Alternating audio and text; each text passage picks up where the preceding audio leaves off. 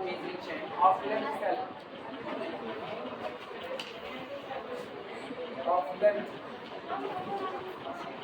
small l is tightly stressed,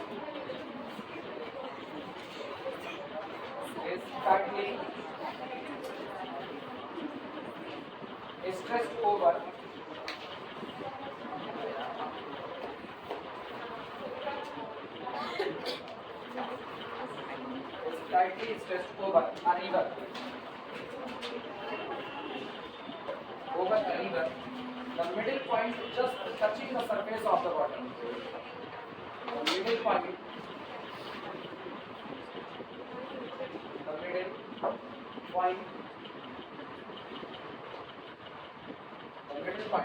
just touching the surface. Just touching the surface of the water. Just point के बाद just the surface of the water.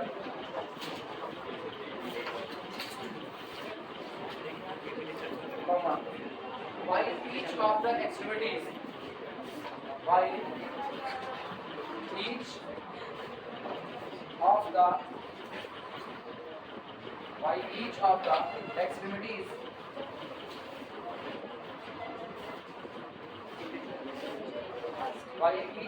extremities has an elevation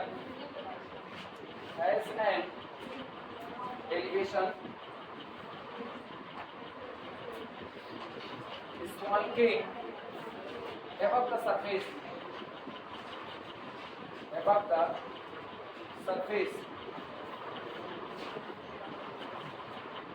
so that the difference between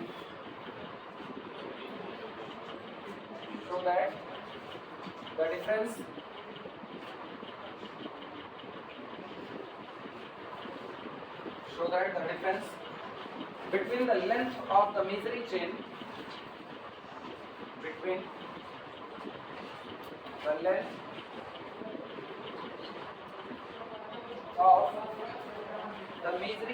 and the length of the measuring chain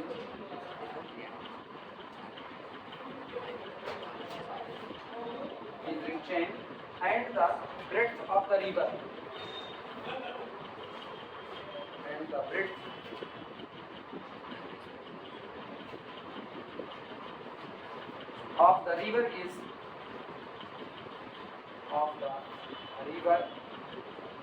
is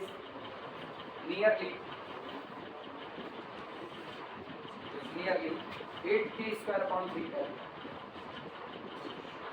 8 k square upon 3 l. numerical note करो.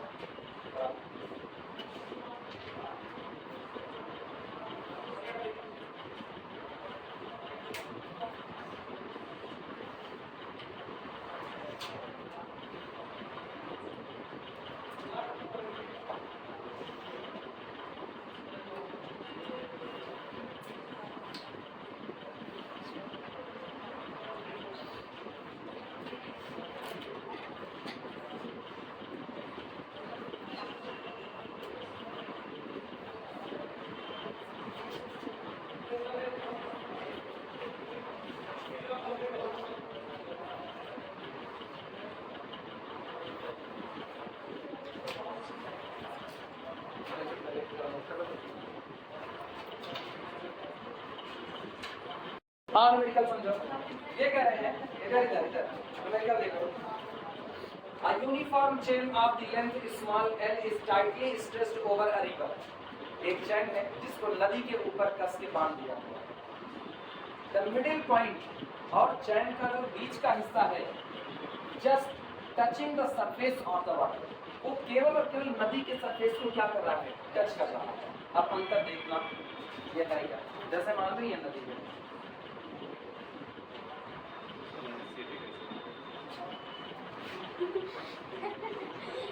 नदी के किनारे boundary wall बनाती है.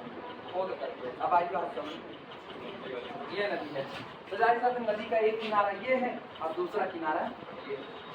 इस दोनों किनारे के ऊपर खंबे नहीं गाड़े गए, पहले बताओ, खंबे नहीं गाड़े गए। खंबे गाड़े जाएंगे ना तो आप सरफेस से बहुत ऊपर आ चुके हैं। और ये क्या कह रहे हैं, ये कह रहे हैं tightly stressed over the river, इनको टाइटली स्ट्रेस्ड खींच करके बांध दिया गया है। उसके बाद भी middle point just touching the surface, middle point इसके बाद की सरफेस को क्या करा, टच करा। कई लोग इसके फिगर को ऐसा बना देते हैं ना, जैसे ऐसे, इसी को नदी कह दिया, इसी को आप वो क्या करेंगे कि ऐसा दिखाते हैं, अब कहेंगे ये टच करो, नहीं ये गलत है, ऐसा नहीं, ऐसा बनेगा फिगर जरूर ऐसा, लेकिन एकदम स्ट्रेट लाइन के तौर पर है तो थोड़ा सा ही कर दिया जाएगा। इसको ऐसा समझ सकते हो, जैसे एग्जांपल के तौर पर मान लो ये अब ये तिरछा मिर्चा है, ये नदी है तुम्हारी, ठीक। अगर ये नदी है तो इसके दो किनारे, एक ये और एक ये, दो किनारे पर छोटी छोटी कील गाड़ दो, छोटी छोटी कील, तंबू वाले जो कील होता है उसी को यहाँ पर लगा दो। और एक काम करो, यहाँ से एक रस्सा बांधो और रस्सा खींचते हुए इस किनारे तक लेकर के आओ। तो तुमने यहाँ पर खंबे तो लगाए नहीं कि रास्ता यूं झुक करके आएगा, यहाँ से यहाँ तक तुमने टाइट खींच दिया। और खींचने के बाद अब चूंकि नदी सीधे बह रही है तो वो क्या कर रहा है, इसको छूता हुआ आ रहा है। तो जो मिड पॉइंट है वो सरफेस को थोड़ा सा टच कर रहा है, थोड़ा सा टच करे। इसका मतलब ये नहीं है कि पानी उसके ऊपर से निकल करके जाएगा, नहीं। अगर पानी ऊपर से निकल जाए इसका मतलब टच नहीं, बल्कि वो उसमें डूब गया है। केवल वो वहां पर टच करना चाहिए। पानी में थोड़ा सा डिफरेंस, उसमें डिफ्रेक्शन पैदा होगा, लेकिन उससे कोई फर्क नहीं, जो सीधा एकदम निकल गया। ये बात समझ आ रही है? तो इसका मतलब यहाँ छोटी छोटी खूंटियां गाड़ी गई हैं, उन्हीं खूंटियों पर इस रस्सी को बांधा, ना कि दो खंबे लगा दिए और उसके ऊपर, वो अलग बात है। फिगर को दिखाते हैं हम लोग इसको ऐसा कर्व बाउंड्री का हिस्सा बनाएं, क्योंकि करना तो अपने को इसके साथ।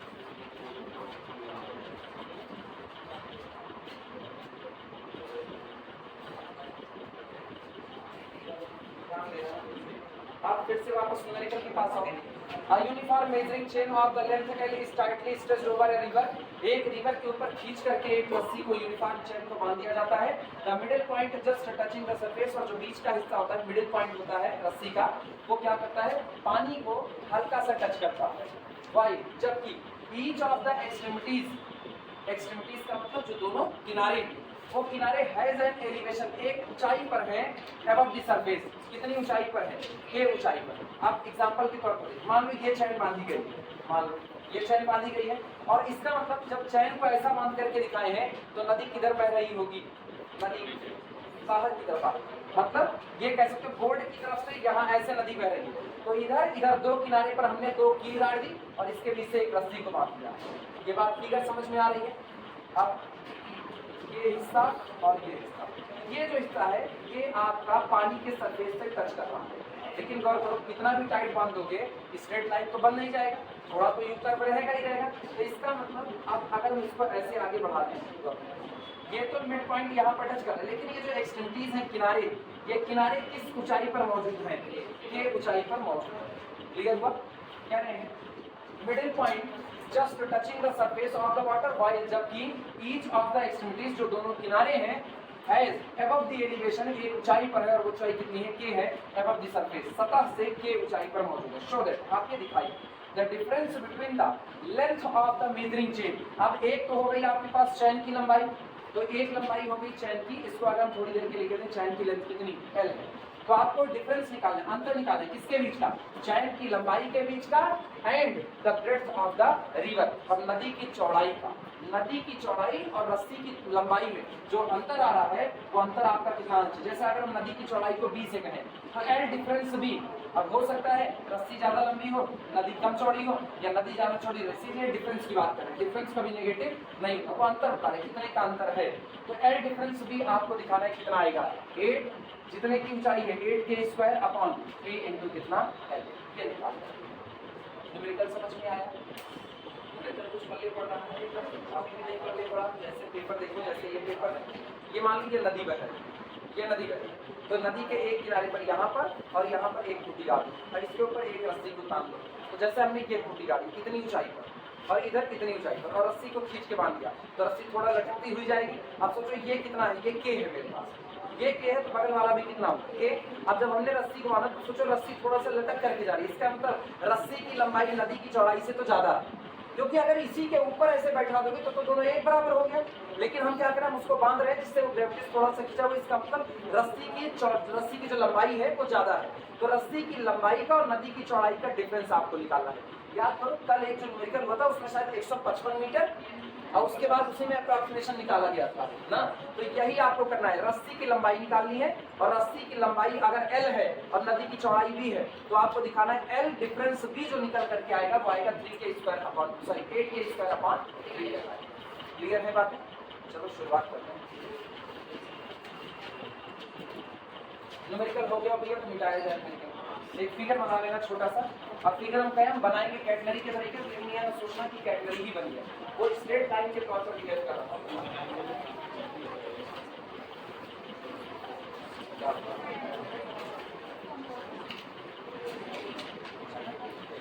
ए बी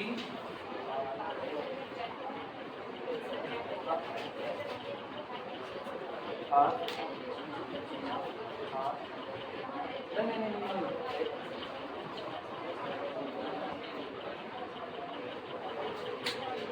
एंगल नहीं ना, एलिवेशन की बात जो ट्रिग्नोमेट्री वाले में जब आप करिए वहाँ एलिवेशन एंगल ना, वो लिखा है एलिवेशन एंगल।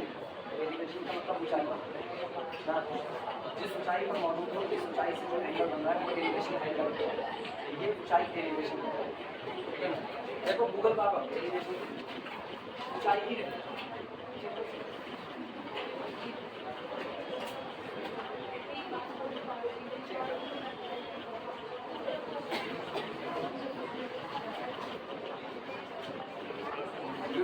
चेक करो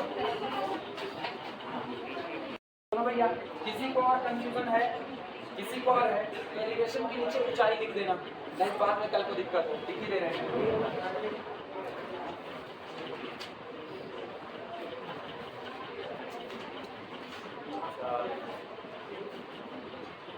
अच्छा एक और चीज बताएं, एलिवेशन दिया है ना, इसका मतलब तुमको एक और चीज दिया है जो तुम समझ नहीं पाए होगे, सैग दिया, तो तुमको सैग दिया। एलिवेशन का मतलब जो मिड पॉइंट है उससे एक ऊंचाई, तो जो एलिवेशन है वास्तविकता वही मेरे लिए सैग का काम करेगा, ये कह रहा है। अब गौर करना, मान लो ये नदी बह रही है,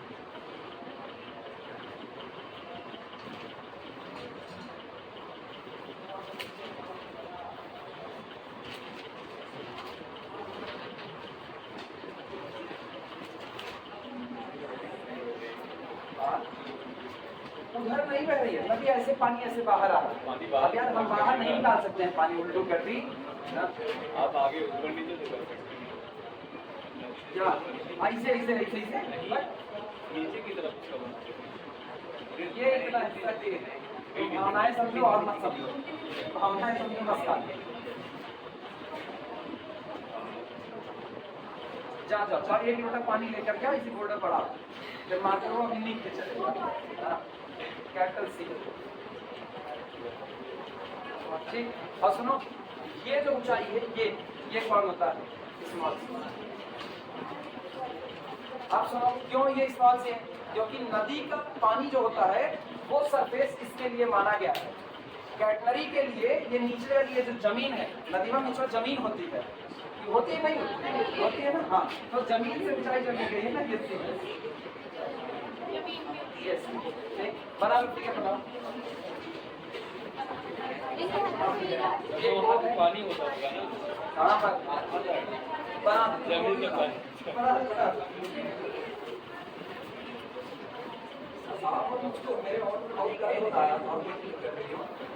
अरे तो फुटकर है।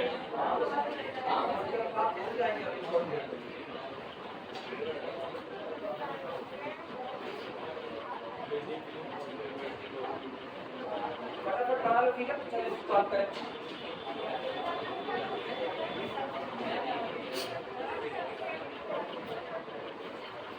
क्या कह रहे थे सर जी? आप क्या कह रहे थे आप मुस्लिम भाई बहुत क्यूट लगते हैं, आप मुस्लिम में बहुत क्यूट लगते हैं। ये यही सब कभी शक होता है इनके ऊपर, अगर ऐसा है तो ये बात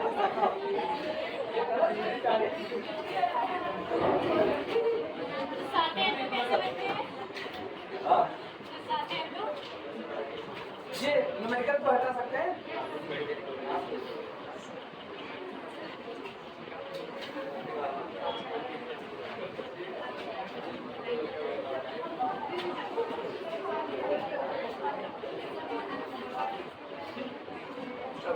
लिखने की की शुरुआत करें, लिखने की शुरुआत करें। सुनो, रस्सी की लंबाई को एल मान, जो चैन बांधी गई है उस चैन की लंबाई को कितना मान एल। इसका मतलब चैन कौन है, arc A C B, figure देखो आर ए सी बी, या यही चैन है। इस चैन की लंबाई को कितना मान लेते हैं, स्मॉल एल मान लेते हैं। देखना इसी बात को। सॉल्यूशन बाय फिगर,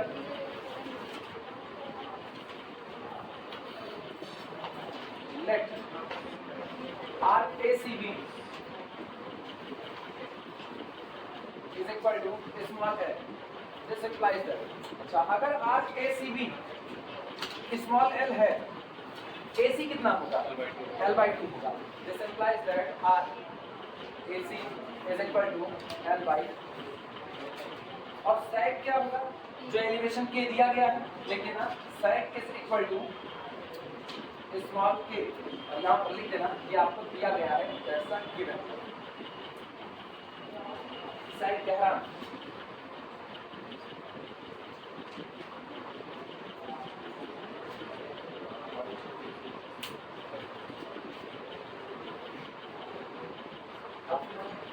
काम से बात सुनो, निकालना क्या है, उसकी तरफ निकाल डालो। तो अंतर निकालना है, किसका किसका, नदी की चौड़ाई का और चैन की लंबाई का, यही अंतर निकाले। चैन की लंबाई आपने कितनी मानी है, अंतर तो तब तक नहीं निकाल पाओगे जब तक कि चैन की लंबाई ना पता हो। तो कुल मिलाकर के मुझको क्या निकालना है, एल निकालना है। अच्छा, एल निकालने का मतलब सोचो, सीक्वेंस जोड़ना पड़ेगा, कौन सा फार्मूला लगेगा कौन सा नहीं लगेगा तुमको सोचना। हमको एल निकालना है, एल का मतलब ये टोटल हिस्सा। अगर हम L/2 निकाल लें तो L/2 में दो तो नॉन क्वांटिटी है, मल्टीप्लाई करके एल आ जाएगा कि नहीं आ जाएगा। L/2 का हिस्सा ये है, और लेकिन इसी चीज को कैटलरी में स्मॉल एस कहा जाता है, हाँ या ना। और सारा काम अप्रॉक्सीमेशन का है। तो याद करो अपने पास यस और हाइपरबोलिक के टर्म में एक फार्मूला होता है, याद आया, यस बराबर सी साइन हाइपरबोलिक एक्स बाई सी, मिल गया। और x आपको क्या देगा, x आपको नदी की चौड़ाई दे देगा, क्योंकि 2 गुना 2x करोगे तो वही तो नदी की चौड़ाई है। बस काम मेरा बन चुका है। From s is equal to, from s is equal to c sine hyperbolic x by c at capital A, ये है। चलो s की वैल्यू सबको पता है, s की वैल्यू है l अपॉन कितना 2, is equal to c sine hyperbolic x by c, c sine hyperbolic x by c। एक काम करो, तुरंत अप्रॉक्सीमेशन अप्लाई करना है। हम कोई फार्मूला नहीं याद कर रहे हैं, हम एक काम केवल कर रहे हैं, हम इसी को एक्सपेंड कर रहे हैं। और पता है अप्रॉक्सीमेशन चल रहा है, कुछ टर्म लेकर के बाकी के छोड़ देंगे। यानी ये होगा c और with in bracket x upon c plus x cube upon factorial 3c cube plus up to, बाकी का छोड़ देंगे। 2 टर्म तक ठीक है, बाकी के छोड़ देंगे। या तो ये 3rd डिग्री वाला भी नेगलेक्ट करो, तो मेरी जरूरत है। हालांकि 3rd डिग्री हमेशा नहीं, 2 टर्म तो हम लेंगे, 2 टर्म लेंगे। बहुत मुसीबत होगी, कुछ नहीं निकलेगा तो एक ही टर्म, लेकिन जब तक मुसीबत नहीं आ रही तब तक लेके चलो। Neglecting higher degree term, this implies that L/2 is equal to x plus x cube upon factorial 3c square. यहाँ लिख देना neglecting higher degree term, neglecting higher degree term.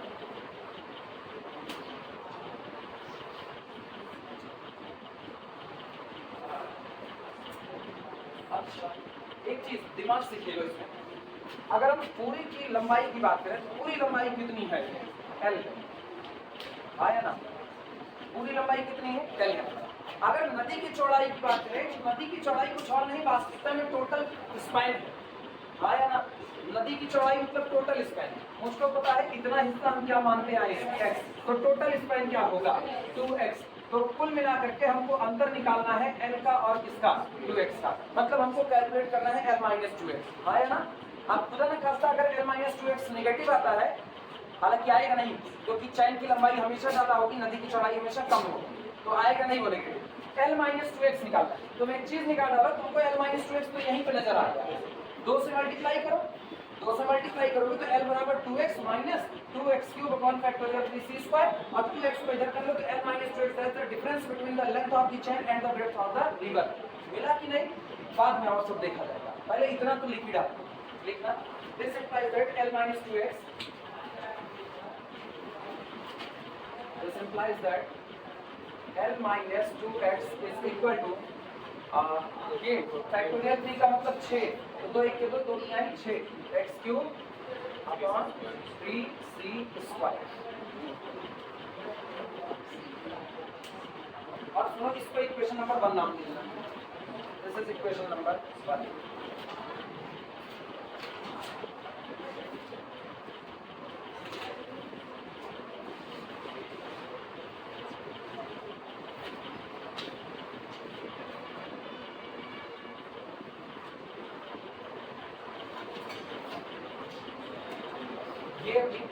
हालांकि मिल तो गया, गौर से अगर देखो तो आपको रस्सी जो आप बांधी गई है चैन उसकी लंबाई और नदी के चौड़ाई के बीच का डिफरेंस मिल गया।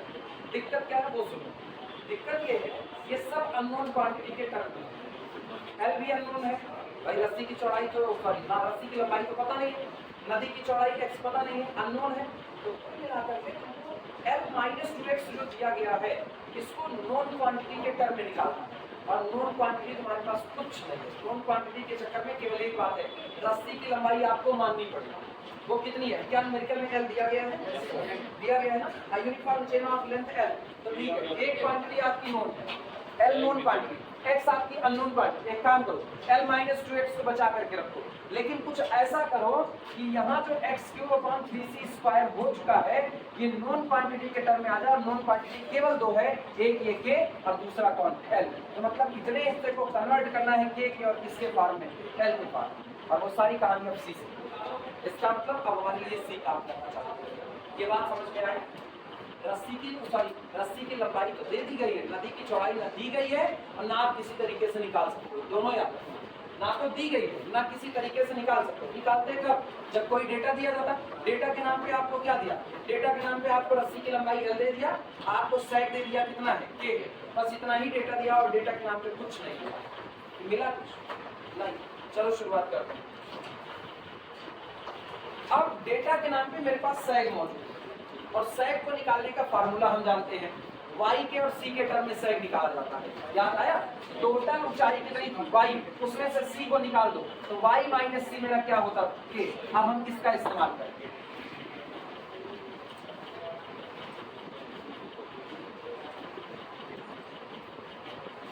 इक्वेशन नंबर 1 उसको लिख करके छोड़ दो। पता है तुम्हारे दिमाग में एक बात होनी चाहिए, बस तुमको यहाँ चेंजिंग करनी, यहाँ। और ये चेंजिंग करने के लिए मेरी नजर सी पर है, तो हम चेक करें सी मुझको कहाँ से मिल सकता है। सी मिलने का तरीका मुझको एक पता चल रहा है कि अगर हम सैग की चर्चा करते हैं तो सैग के बराबर होता है y माइनस सी, यानी वहां से मुझको सी की पॉसिबिलिटी है। या तो वहां से मुझको सी मिल जाएगा या तो वहां से मुझको x cube upon c square मिल जाएगा और या तो x cube upon 3c square मिल जाएगा। तो हो सकता है ये सब वहां रिड्यूस हो जाए जो हमको वास्तविकता में चाहिए, के और किसके फॉर्म में? एल के फॉर्म में। इस सब का है, पहचान सकते हो। तो इसी तरह टर्म पहचानो, अब क्या होने वाला है, अब क्या होने वाला है, और उसके बाद फिर आगे। वहां पहुंच करके रुक गए, कोई रिलेशन नहीं मिला, तो फिर निगाह पड़ती है सी के ऊपर। सी को निकालने के लिए दिमाग में आता है भैया सैग में सी इन्वॉल्व होता है, तो इसलिए अब हम सैग की तरफ बढ़ रहे हैं। सब अंधी भीड़ चलती है। लिखना सैग के is equal to now sag के ऐसे नहीं is equal to y minus c, y minus c. लेकिन फिर सुनना, y भी तो नहीं पता, y भी नहीं पता, y का मतलब तो ये टोटल का टोटल। ठीक, तो y को वहां लेकर के जाओ जहां से कुछ अप्रॉक्सीमेशन कर सकते हो। पास हाइपरबोलिक x बाई c के तक में है मेरे पास, लिखना y की वैल्यू है। This is equal to c cos hyperbolic x upon c minus लिखा जा सकता है, या c को कॉमन करके cos hyperbolic x by c minus 1 बना सकते हैं। लिखना this implies that k is equal to c बाहर ब्रैकेट के अंदर में cos hyperbolic x by c minus 1। यहाँ से cos hyperbolic x by c का एक्सपेंशन पॉसिबल है। एक्सपेंशन करना बहुत ज्यादा टर्म मत लिखना, 2 टर्म केवल लिखना और बाकी डॉट डॉट डॉट कर देना। This implies that a is equal to c बाहर ब्रैकेट के अंदर cos हाइपरबोलिक 1 से शुरू होगा, 1 प्लस s स्क्वायर यानी x square upon factorial D c square.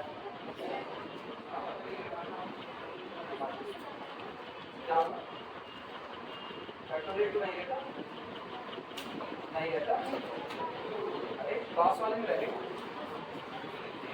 बाद में बोला पर फैक्टोरियल टू की वैल्यू 2 ही होती है, ठीक है।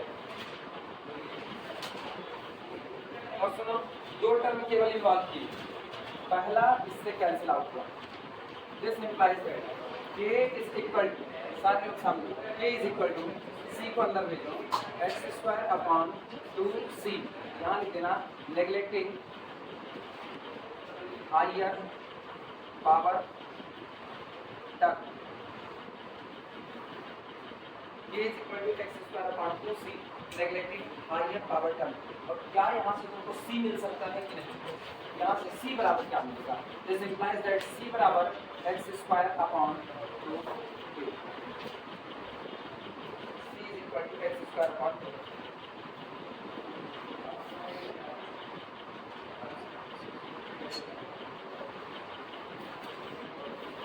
और एक काम करो, x तुमको नहीं मिलेगा, यकीन मानो x तुमको कहीं से नहीं मिलेगा, क्योंकि x को निकालने के लिए कोई रास्ता दिया नहीं गया।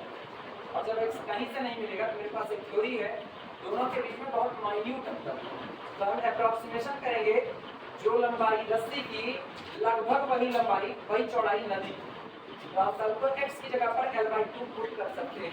इस बात की हमको पुलिस, हाँ, जब हम x is equal to L/2 put करेंगे तो वहाँ पर हम क्या लिख देंगे? अप्रॉक्सीमेट, वो वर्डिंग हम इस्तेमाल करेंगे, अप्रॉक्सीमेट। आई बात सुनो, ये बताओ c की वैल्यू ये मिल चुकी है, इस c की वैल्यू को उठा करके इक्वेशन नंबर 1 में पुट कर दो, using it in equation 1, using it in equation 1। This implies that L minus 2x is equal to x cube upon 3 into c square है, तो x की पावर 4 अपॉन 2 दूनी 4 और इधर का हो गया k स्क्वायर।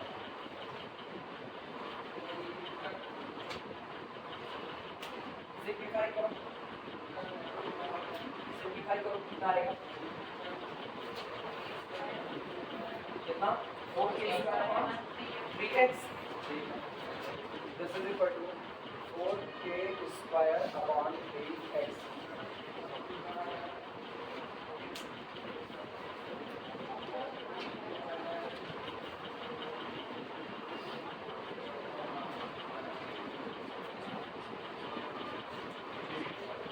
अब एक काम, आप धीरे से x की जगह पर L/2 रख करके अप्रॉक्सीमेट लगा, लेकिन एक बात सबसे main, x is equal to L/2 केवल उस हिस्से में पुट करना, इसमें मत पुट करना। इधर पुट करोगे तो L/2, 2 से 2 कैंसिल, ये पूरा का पूरा क्या हो जाएगा? 0, ये गड़बड़ होगा। x इज केवल और केवल यहाँ L/2 पुट करो और आगे लिख दो हमने इसको क्या माना है? अप्रॉक्सीमेटली, क्योंकि बहुत ज्यादा अंतर नहीं है, थोड़ा ही अंतर है, लिखना।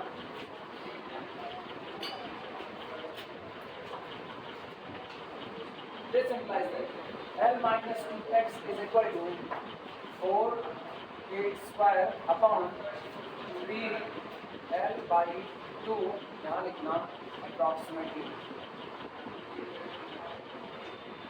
L/2 रीजन अभी हम बताते हैं, रीजन बता रहे हैं, यही ऐसे ब्रैकेट में रीजन है, सिंस, क्योंकि, सिंस लिख चुके हो तो लैंग्वेज बोलेंगे।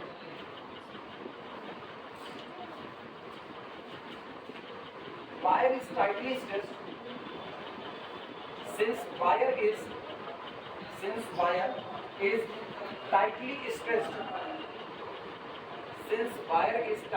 stressed, so we can take, since wire is tightly stressed, so we can take x equal to L/2 approximately, so we can take x is equal to L/2 approximately. क्योंकि wire बहुत ज़्यादा tightly stressed खींचा गया हुआ है, जब चीज़ें बहुत ज़्यादा खींची गई हैं तो इसका मतलब अप्रॉक्सीमेट नदी की चौड़ाई और तार की लंबाई दोनों आपस में कैसी बैठ रही है, एक बराबर, लगभग बराबर बैठ रही है। और लगभग होने की वजह से ही ये याद रखना, अप्रॉक्सीमेशन जब किया जाता है ना तो एक हिस्से में वैल्यू रखी जाती है, दूसरा हिस्सा छोड़ा जाता है। थर्ड ईयर में जब आओगे तो थर्ड ईयर में एक पेपर है न्यूमेरिकल एनालिसिस, उसमें लास्ट का जो चैप्टर चलेगा ना प्रेडिसेसर सक्सेसर, सेम यही काम वहाँ पर होता है। वहाँ पर नाम ही उसका प्रेडिसेसर सक्सेसर, सक्सेसर बाद में आने वाला, प्रेडिसेसर जो पहले आ चुका है, तो उसमें यही होता था, पहले निकाली गई वैल्यू से अगली वाली वैल्यू को निकालने के लिए एक ही हिस्से में पुट किया जाता था, और यही हर बार करना पड़ता। हम भी क्या किए हैं, x is equal to L/2 इधर नहीं रखने, बल्कि केवल एक हिस्से में रखे हुए हैं, और वहाँ से हम इसको बोलते हैं कि ये वैल्यू कैसी हो रही है, अप्रॉक्सीमेटली। लिखना फिर आगे, this implies that L minus 2x is equal to, अब सॉल्व करो, ये ऊपर गया 4 दूनी 8, 8/3 8 स्क्वायर अपॉन, क्या यही आंसर है? Now this is the difference between length of the chain and breadth of the,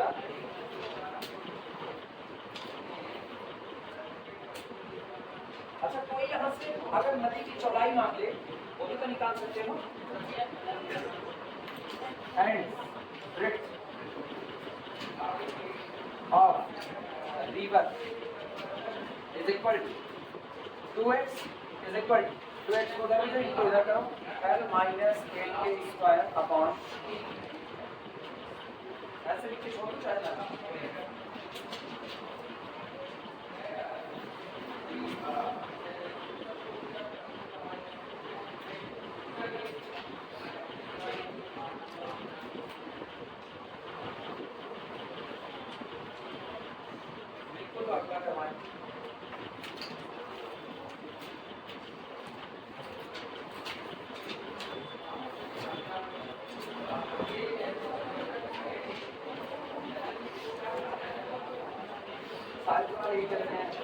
सारे सवाल एक जैसे हैं, दो कल करवाए थे, अभी ये कौन सा, एक आज करवाए, अभी एक अभी और करवाए, कितने, 2 2 4 2, इसके बाद प्रैक्टिस के लिए तुम्हारे लिए छोड़ दूंगा, ठीक है। फिर हम आ रहे हैं अगले चैप्टर में स्टेबल अनस्टेबल इक्विलिब्रियम, तुरंत इसकी बात।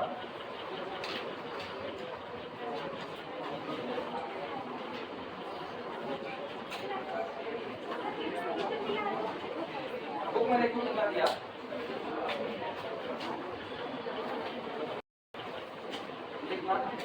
प्रॉब्लम है, problem, a telegraph wire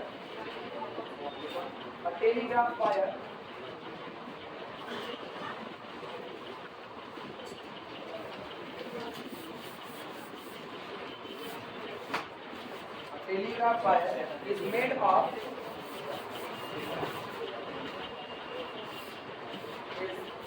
of a given material.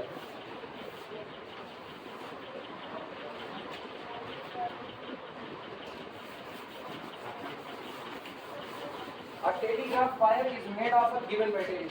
एक टेलीफोनिक तार है जो दिए गए मटेरियल से बनता है। दिया गया मटेरियल मतलब जैसे वो 8 नंबर का लोहा बोले थे, बस वैसा ही दिया गया मटेरियल, चांदी बना देंगे, चांदी बनाएंगे, given material and such a length L, such a length small l is stretched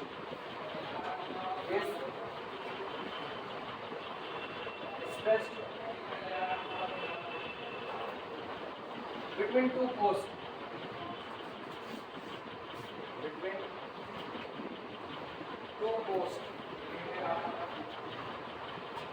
distance d apart, distance d apart, and of the same height, and of the same height, and of the same height, as will produce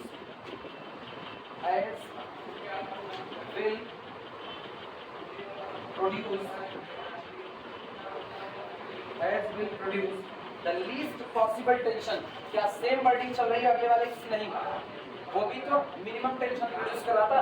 least possible मतलब minimum possible tension produce will produce the least possible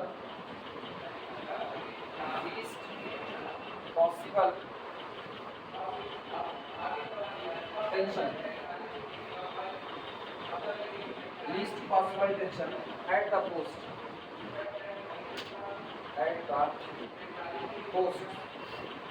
so that दिखाइए कि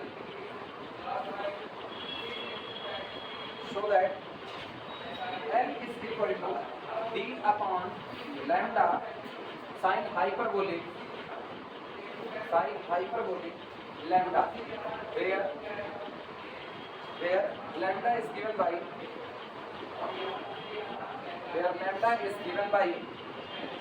the equation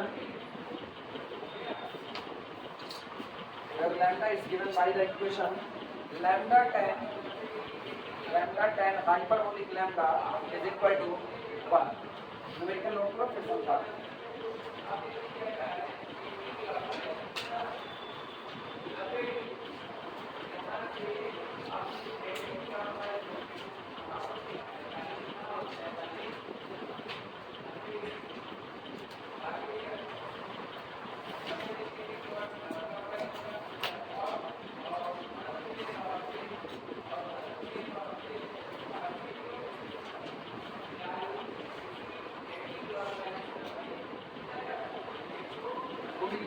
इसकी note कर लो फिर बताते हैं क्या है।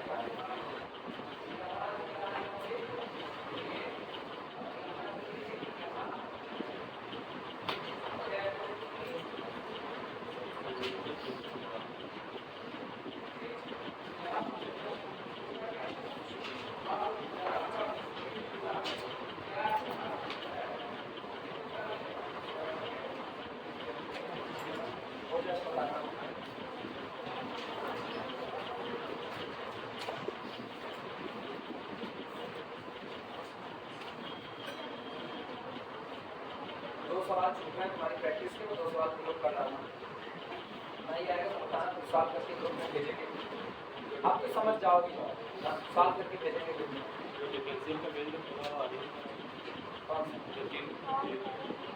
हम जो दिए थे एक को नहीं आए हैं, पहला नहीं आ रहा है तो बताना चाहिए ना, बताना चाहिए, सॉल्व करके भेजते हैं।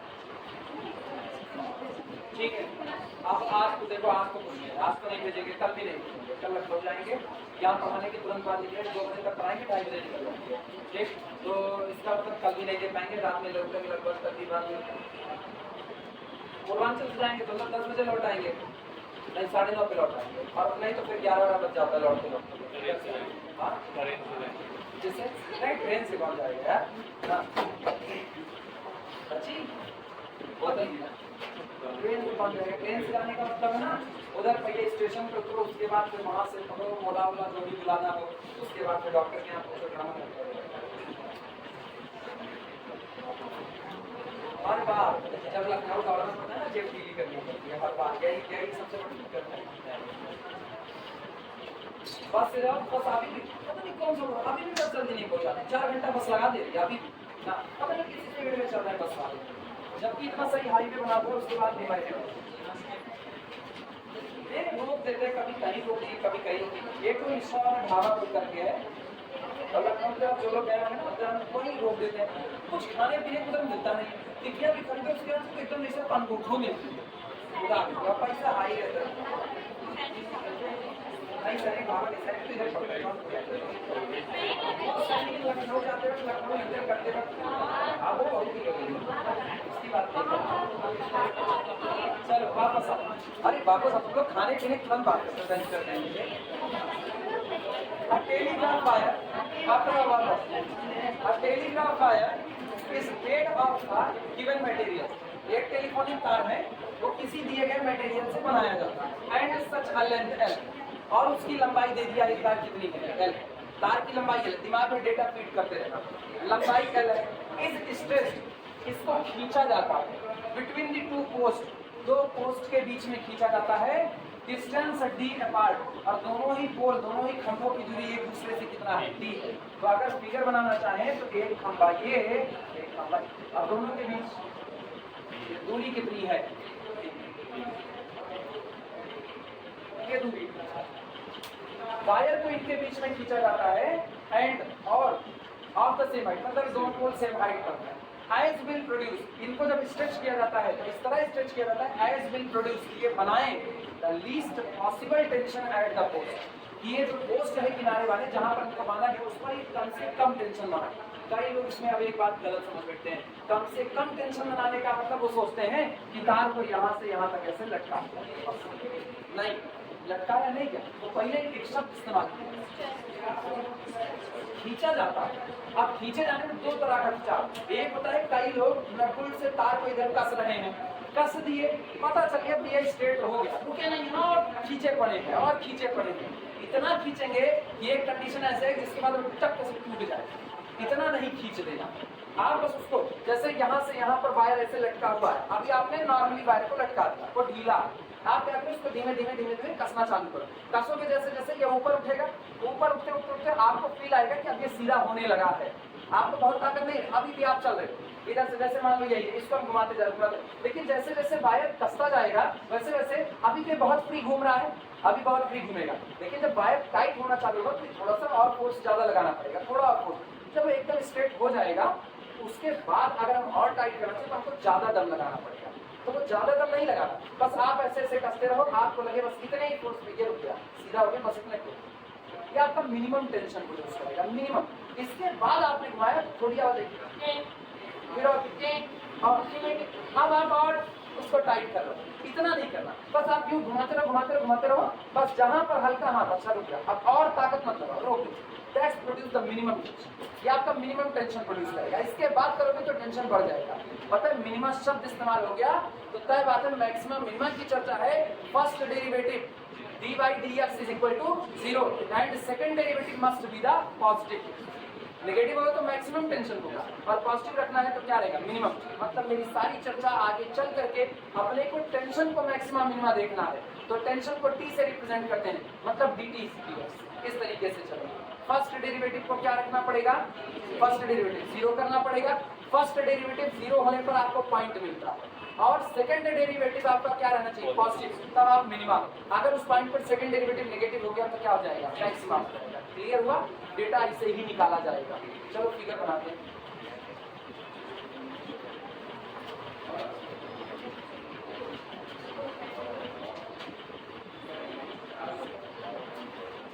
फिगर तो ऐसे ही बनता है जैसे लगे कैटेगरी का,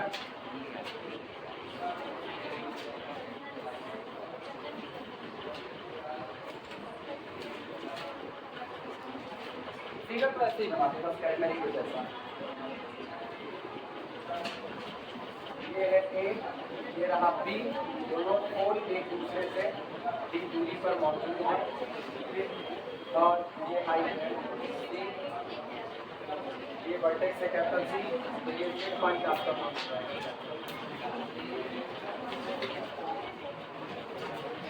वो है हाइट वाई है, बस ऐसे। जब जहां जरूरत पड़ेगी ना वहां हम अप्रॉक्सीमेशन का इस्तेमाल करेंगे, क्योंकि हमको ये शब्द मिल चुका है स्ट्रेस्ड वायर।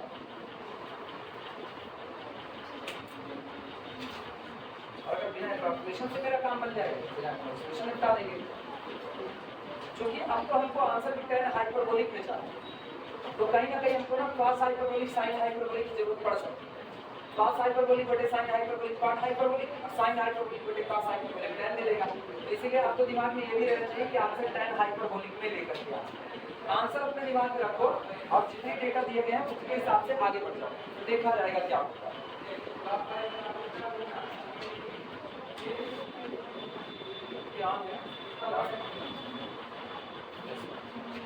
न्यूमेरिकल को मिटा सकते हैं, न्यूमेरिकल मिटा रहे फिगर बना लो तो चले आगे।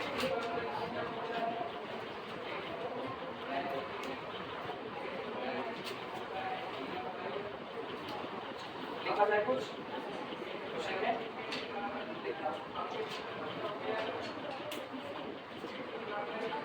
जो दिया गया है पहले उसी की बात करें। स्पैन दिया गया है सबसे पहले, सॉल्यूशन गिवन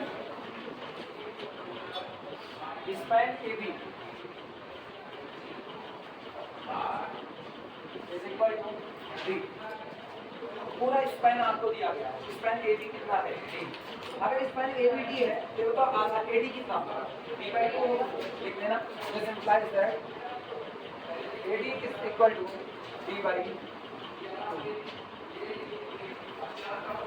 अच्छा ये भी एक चीज, जितना ए डी होगा उतना ही तो बी डी होगा, ये भी यही पर लिखी है।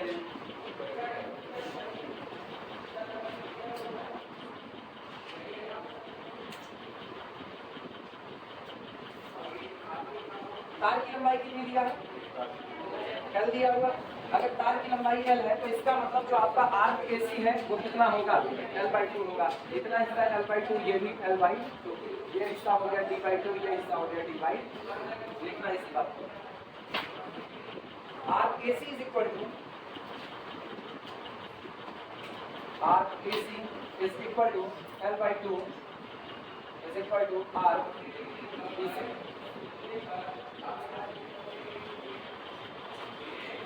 अच्छा अब बात इस बात की, माना किसको, अपने को टेंशन कहना है कि टेंशन क्या होना चाहिए, वो as least as possible tension produce कर रहा है, टेंशन को मिनिमम रखना।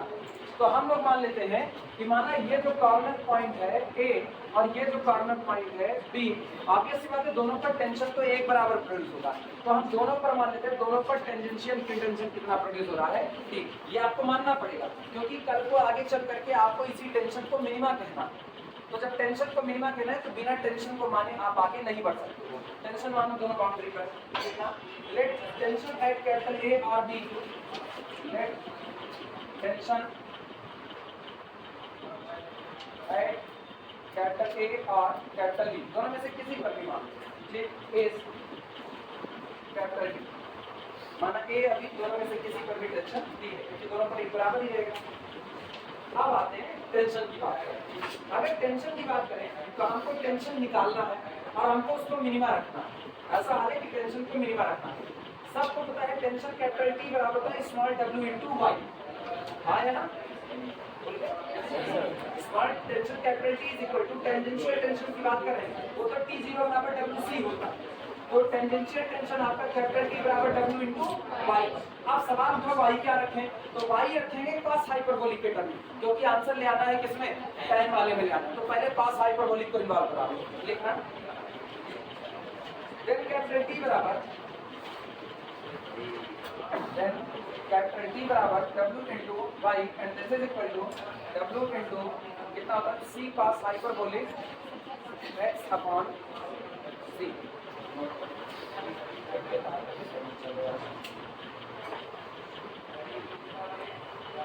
लेकिन भैया x तुमको आज पता है, आज x कितना है d बाई टू। तो हम लोग लिख सकते हैं this is equal to W C cos hyperbolic d upon 2c।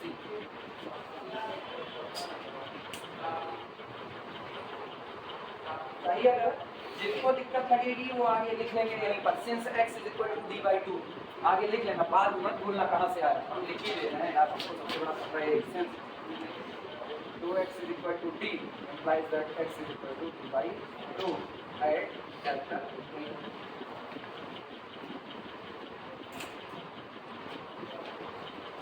इसका मतलब मुझको t मिल चुका है, यानी फाइनली मेरे पास t बराबर कितना आ चुका है, t is equal to wc cos hyperbolic equation number 1। अब इसी t को हमको मिनिमा करना है, तो इसका मतलब यहाँ से हम निकालें dt dx, यहाँ से dt dx निकालें, मतलब फर्स्ट डेरिवेटिव निकालें।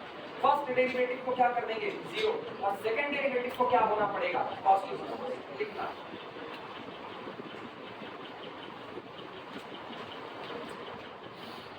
इफ एक और बात, dt dx हम बोले जरूर, dt dx बोले जरूर, तो dt dx नहीं कर सकते। डिफरेंशिएशन किसके रिस्पेक्ट में होता है, इंडिपेंडेंट वेरिएबल के रिस्पेक्ट में, यही तो पढ़े हैं, डिफरेंशिएशन होगा वेरिएबल के रिस्पेक्ट में, ठीक। अब ये बताओ डी तो फिक्स है, W weight per unit length fix है, वेरिएबल बचा कौन, c। तो इसका मतलब जो भी डिफरेंशिएशन होगा वो किसके टर्म में होगा, c के रिस्पेक्ट में होगा। तो dt dc निकालना होगा। dt dc वो क्या है, कुरियर सर्विसेज है ना, dt dc के कुरियर सर्विस, तो कुरियर सर्विस के रिस्पेक्ट में डिफरेंशिएशन उसका शायद ये होता है dt dc, और वो भागता हुआ लोगो बना देता है। हाँ? बहुत गंदी सर्विस हमको दिया है, तभी हमको याद है, बहुत गंदी service. If t is minimum, if t is minimum, then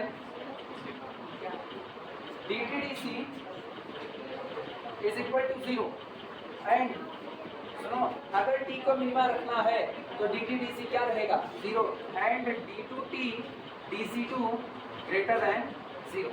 लिख दो लॉजिक पे सी के रेस्पेक्ट, हाँ सी के रेस्पेक्ट में क्यों किया, c के रिस्पेक्ट में क्यों किए हैं, क्योंकि c मेरा वेरिएबल है।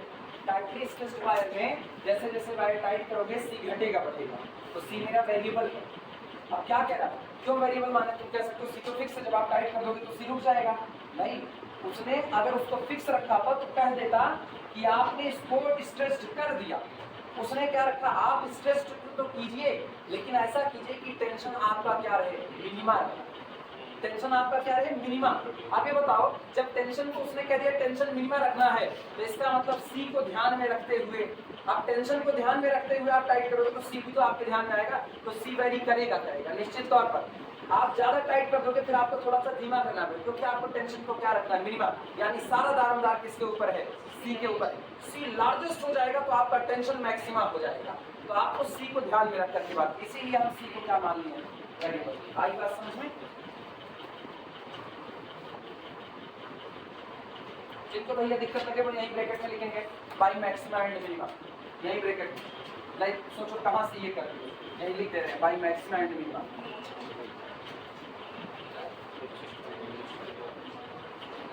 हाँ क्या क्या हाँ हाँ क्या करो, मैक्सिमा मिनिमा में अगर आपको मैक्सिमा चाहिए, मान लो x बराबर p कोई पॉइंट है, तो x बराबर p पर आपको मैक्सिमा मिलेगा, तो इसका मतलब है कि x बराबर p पर dy dx at x is equal to p, first derivative 0 रहेगा, और इसी point x is equal to p पर जो आपका सेकंड डेरिवेटिव होता है ये आपका लेस देन कितना, 0। ये अगर तुमको फिगर आया, यहाँ तो नहीं बता सकते हो ना, कैलकुलस होता तो जरूर तुमको सिखा दे। कैलकुलस में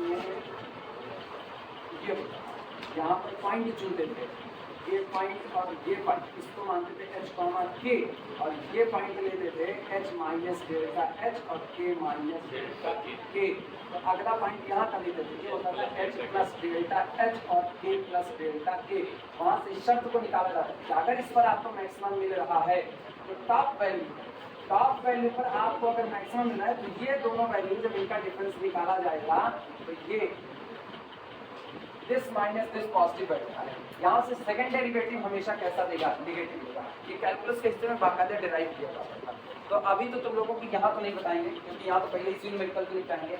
याद रखना, जो भी भूल गए तो याद रखना, x बराबर p अगर कोई पॉइंट है और x बराबर p पर आपको मिनिमम मिल रहा है, तो निश्चित तौर पर x बराबर p पर फर्स्ट डेरिवेटिव 0 हुआ होगा और सेकंड डेरिवेटिव पॉजिटिव रहा होगा निश्चित तौर पर। अगर आपको x बराबर p पर मैक्सिमम मिल रहा है तो आपका फर्स्ट डेरिवेटिव x बराबर p पर 0 रहा होगा और सेकंड डेरिवेटिव आपका क्या रहा होगा, नेगेटिव रहा होगा। और अगर सेकंड डेरिवेटिव भी आपका 0 हो जाता है तो बढ़ जाते थे थर्ड डेरिवेटिव की तरफ, फिर हम लोग आगे बढ़ते थे। ये सारी बातें मैक्सिमम मिनिमम में कैलकुलस में हम लोग देख चुके हैं, इसीलिए यहाँ केवल इसकी ऐसे चर्चा करते हैं बस। ठीक है, उधर ये मिलेगा, कैलकुलस की किताब बहुत मिलेगा पक्का।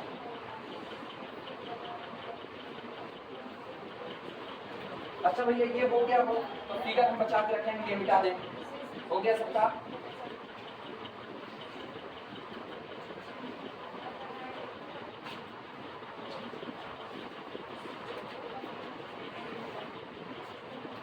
चलो इक्वेशन नंबर 1 से इक्वेशन नंबर 1 बिटा दिया, क्या था चेक करो।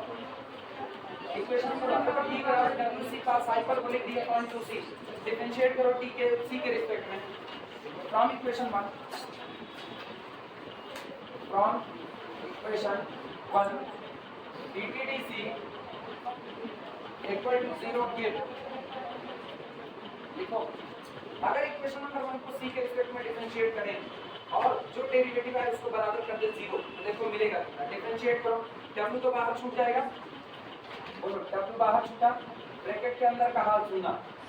पहले c का डिफरेंशिएशन कितना होगा 1, c का c के रिस्पेक्ट में 1, और c cos हाइपरबोलिक का क्या था cos हाइपरबोलिक, तो इसका मतलब छूटेगा cos hyperbolic d upon 2c छूट जाएगा। अब सुनना, अब की बार c छूटेगा तो प्लस c, और cos का डिफरेंशिएशन sin होता है, तो इसका होगा sin hyperbolic d upon 2c।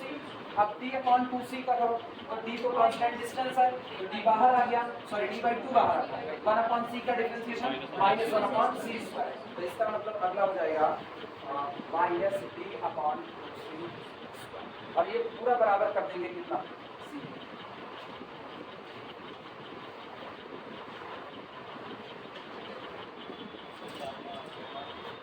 w weight per unit length है, w क्या है वेट पर यूनिट लेंथ, अब वेट पर यूनिट लेंथ 0 हो नहीं सकती, सारे लोग मानते हो। this into this quantity is equal to 0, this never becomes 0, it means this quantity always equal to 0, यानी this implies that ये पूरी क्वांटिटी बराबर कर देंगे 0, क्वांटिटी में चाहते cos hyperbolic d upon 2c minus, यहाँ पर देखना ये होगा कितना d अपॉन 2c, और sin hyperbolic d upon 2c is equal to कितना,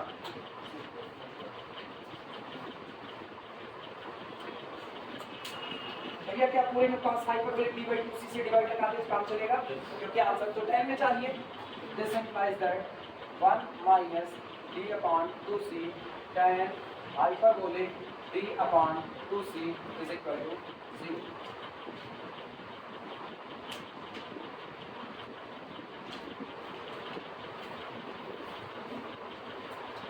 अब दिमाग से खेलना, अपने को क्या चाहिए, अपने को चाहिए लैम्डा tan हाइपरबोलिक लैम्डा, आया ना लैम्डा tan हाइपरबोलिक लैम्डा, ये तो जो पहरवा नजर आ रहा है वही अंदरवा नजर आ रहा है, इसी को लैम्डा ना मान ले, इसी को लैम्डा मान ले, तो अपने को क्या मिला 1 minus lambda tan hyperbolic lambda, इसका मतलब उधर भेजो इनको, तो ये क्या बनेगा, this implies that lambda tan hyperbolic lambda is equal to 1, where जहां पर lambda is equal to d upon कितना 2c।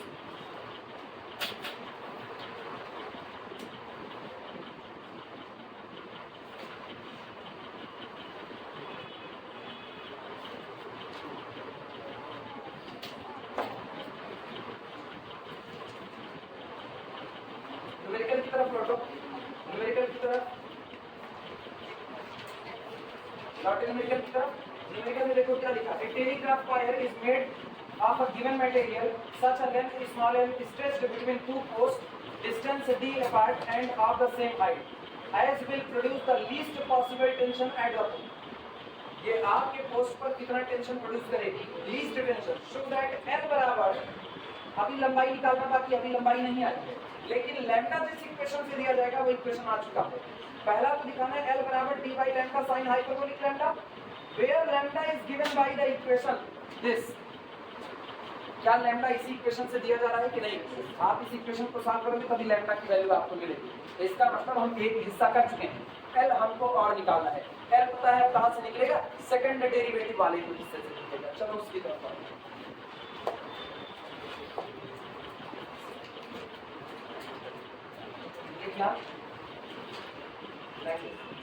आल्सो अच्छा एक काम करो, इसको क्या इक्वेशन मान लो भैया, आपका एक माने इसको दो मान लो, एक माने हैं कहाँ सुनी पड़ी है, एक ऑलरेडी मान चुके हैं। आल्सो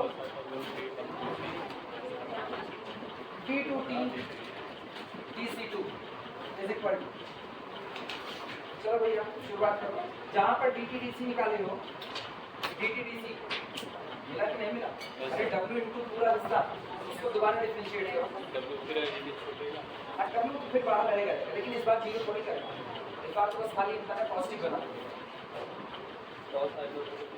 डिफरेंशिएट कर सकते हो। देखो हम इक्वेशन लिखते हैं, डिफरेंशिएट करो, सीधा तो मिटाई है,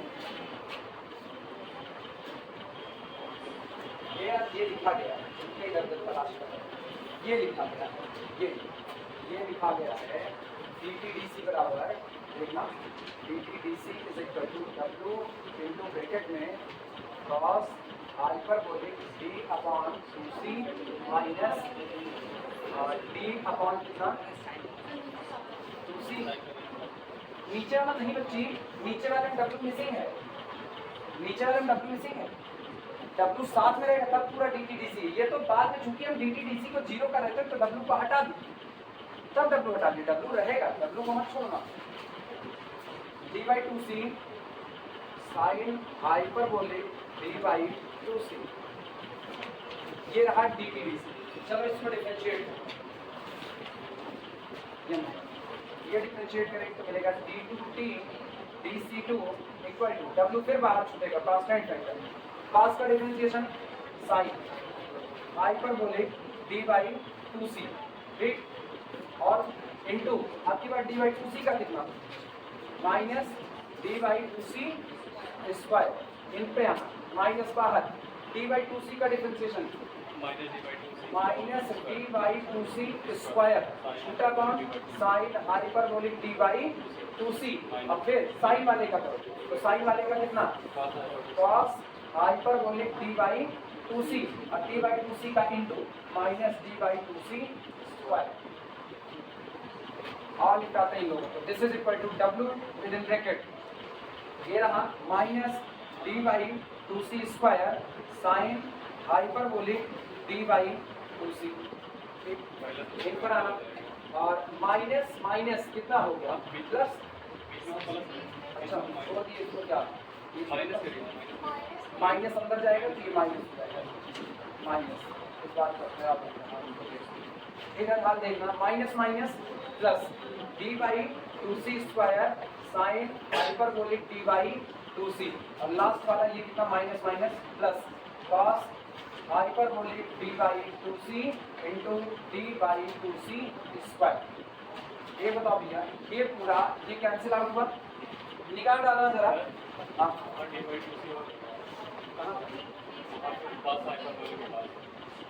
एक और D/2C जो आगे अरे वो छूटेगा, बाकी साइन का होगा, साइन होगा, इसका ख्याल रखना,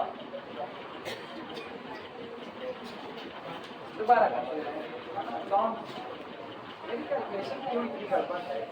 D2DC2 is equal to W बाहर ब्रैकेट के अंदर cos का डिफरेंशिएशन साइन हाइपरबोलिक D/2C, और उसके बाद D/2C का होगा माइनस D/2C स्क्वायर। अब माइनस क्या आ जाएगा बात, इन पर आते हैं, इन पर आए तो minus minus plus D/2C square sine hyperbolic D/2C, ठीक। अब इन पर फिर देखते हैं, इसका करें तो D/2C छूट चुका है, साइन का हो जाएगा कितना cos में हो जाएगा, तो ये माइनस साइन, रुक जाओ भैया, आप जो आपने बोला हमको पहले कर लें, फिर गड़बड़ होगा।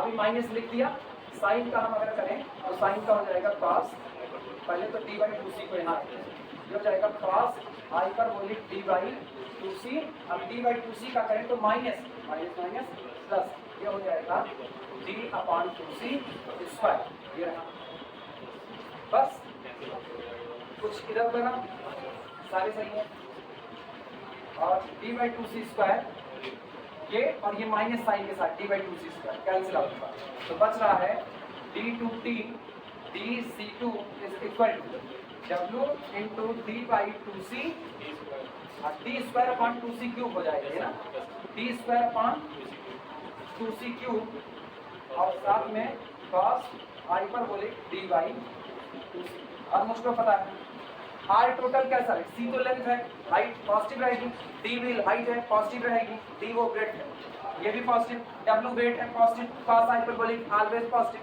R टोटल क्वांटिटी ग्रेटर है। अब कहाँ पर गड़बड़ी हुई, अच्छा 2 दूनी 4, मतलब ये नवाक्य हम सही कैलकुलेशन नहीं कर सकते, और सी कुछ नहीं करेंगे तो एक बार अच्छेगा।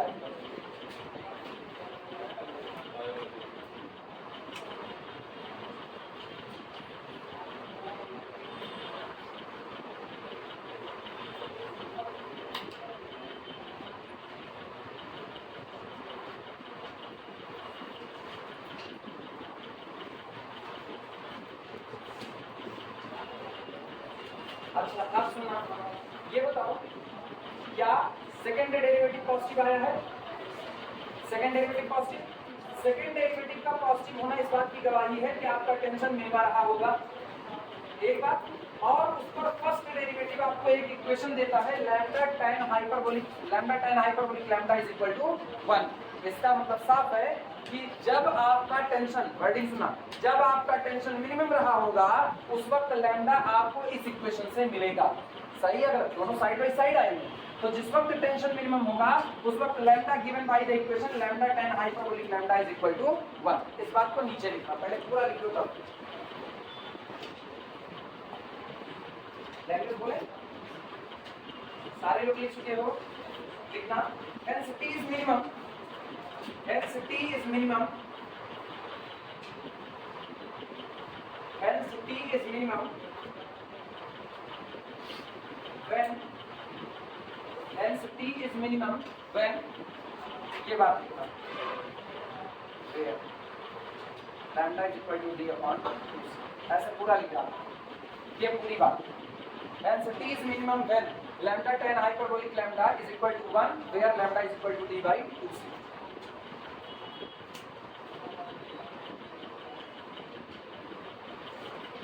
एक हिस्सा हो गया न्यूमेरिकल का। न्यूमेरिकल का दूसरा हिस्सा एक डिमांड कर रहा है, वो लेंथ l मान रहा है, लेंथ l।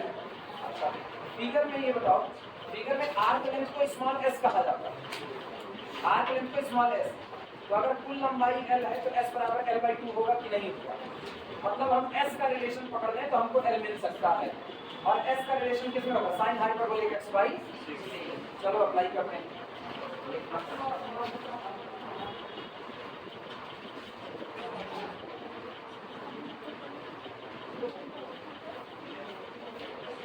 लिखो also from s is equal to,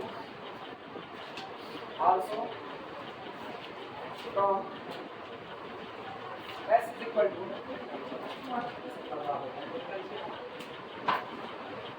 also from s is equal to c sin hyperbolic x by c at point capital A।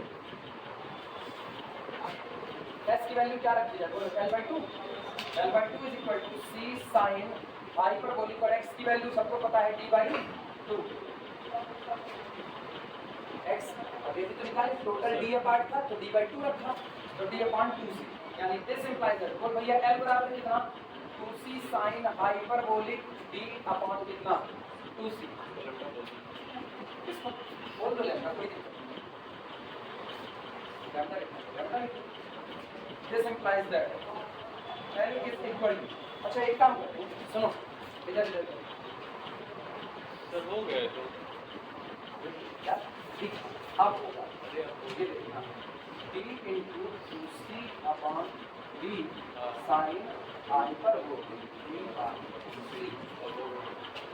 d by 2c बराबर लैम्डा माने थे ना, d by 2c बराबर lambda, तो ये कम 1 upon lambda, यानी this implies that l is equal to d by lambda sin hyperbolic,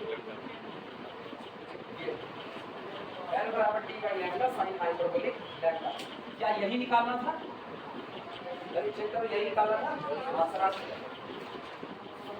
गया है। अब एक काम करो, फटाफट पानी पी करके आओ, नया चैप्टर स्टेबल अनस्टेबल एक ही लिखिए, पानी पी करके आओ, फ्रेश दिमाग से नया चैप्टर, अगर अदरवाइज अनस्टेबल हो जाओगे।